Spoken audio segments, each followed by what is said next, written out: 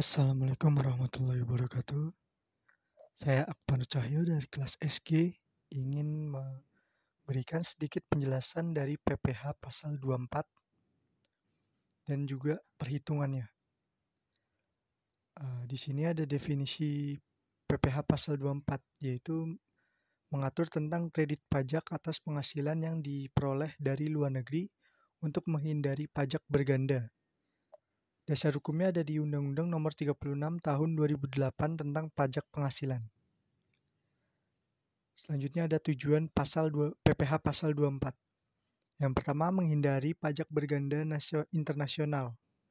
Pajak berganda terjadi ketika penghasilan yang sama dikenakan pajak di dua negara. Dengan adanya PPh pasal 24 yang pajak yang telah dibayar di luar negeri dapat dikreditkan atau dikurangkan dari pajak yang terutang di Indonesia. Kedua, mendorong keadilan pajak bagi wajib pajak. Dengan adanya kredit pajak luar negeri, wajib pajak tidak dikenakan pajak berlebih saat pengenaan pajak ganda. Ini menciptakan sistem perpajakan yang lebih adil bagi mereka yang beroperasi di pasar internasional. Ketiga, menarik investasi asing. Kepastian adanya mekanisme untuk menghindari pajak berganda menciptakan iklim investasi yang lebih menarik bagi investor asing yang berbisnis di Indonesia. Selanjutnya ada objek pajak PPh pasal 24. Yang pertama, dividen atau pembagian berupa penghasilan atau berupa pembagian keuntungan dari perusahaan luar negeri kepada pemegang saham. Yang kedua, ada bunga imbalan yang diterima atau diperoleh terkait dengan peminjaman uang atau investasi di luar negeri. Ketiga, ada royalti, penghasilan dari penggunaan hak cipta paten, merek dagang atau penemuan lainnya di luar negeri.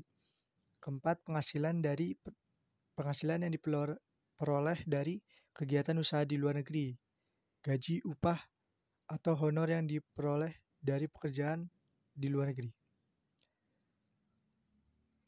Terakhir ada contoh soalnya.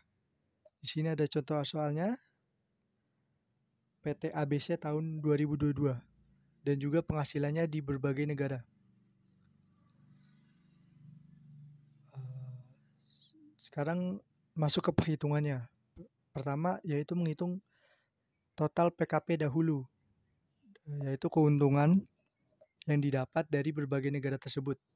Negara A ada 2 miliar, B 2,250 miliar, C ada 2,5 miliar, dan juga dikurangkan dengan rugi yang ada di dalam negeri. Jika rugi di luar negeri tidak dicantumkan. Nah, selanjutnya jumlah netonya ada 6,25 miliar. Kedua, menghitung total PPh terutang. PPh terutang itu 25% dikali penghasilan neto tadi, yaitu hasilnya 1,562500.000. Selanjutnya menghitung PPh maksimum dikreditkan. Pertama kita hitung negara A dulu. Cara menghitungnya adalah penghasilan yang didapat dari negara A dibagi penghasilan neto yang didapat, lalu dikali dengan PPh terutangnya. Didapatkan hasil 500 juta. Lalu hitung juga pajak yang dibayar di luar negeri. Di negara A, tarifnya dengan 40% dikali 2 miliar yaitu 800 juta dan diambil untuk dikreditkan yaitu yang paling kecil yaitu 500 juta. Di negara B juga sama 2,25 miliar dengan hasil 500.000 rupiah. Pajak yang dibayar di sana dengan tarif 35% adalah 787.500.000. Jadi kita ambil atau untuk dikreditkan sebesar 562 yang paling kecil.